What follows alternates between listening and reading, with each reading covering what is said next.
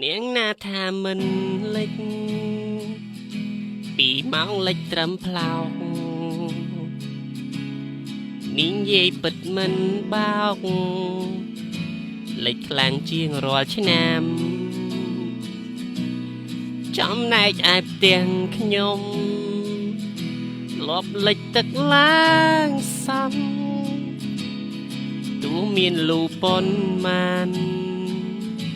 ក៏វាទុកមិនឈ្នះ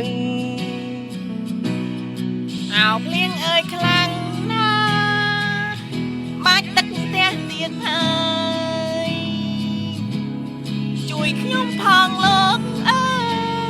យអត់ដែលអាចបីដុំមិនដឹងទៅរងនាងណាជួយបាច់អាចខ្ញុំបើអត់ដែលច្រើនម្លឹងតើធ្វើយ៉ាងណាគ្មានអ្នកណាយល់អារម្មណ៍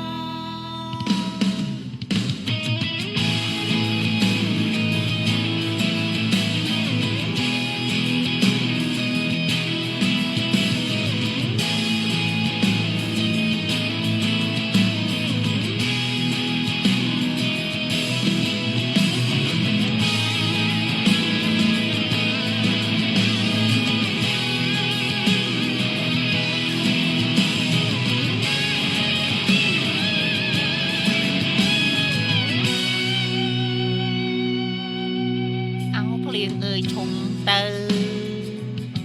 រូបខ្ញុំសូមអង្វរកុំភ្លៀងមកបន្តអាសូរអ្នកលិចផ្ទះលិចខ្លាំងដល់ត្រឹមផ្លោកសើមជោគលីអូអស់គ្រាន់ភ្លៀងប៉ុណ្ណឹងសោះផ្ទះខ្ញុំអត់ដែលអាចអោភ្លៀងអើយខ្លាំងណាស់ខ្ញុំបាច់ទឹកទៀតហើយជួយខ្ញុំផងលោកអើយអត់ដែលអាច5ដុំមិនដឹងទេរកមានណាជួយបាញ់អាចខ្ញុំបើអត់ដែលច្រើនឡើងតាគឺយ៉ាងណាវ៉ៃតាអាលិចអីលេចដល់ហើយ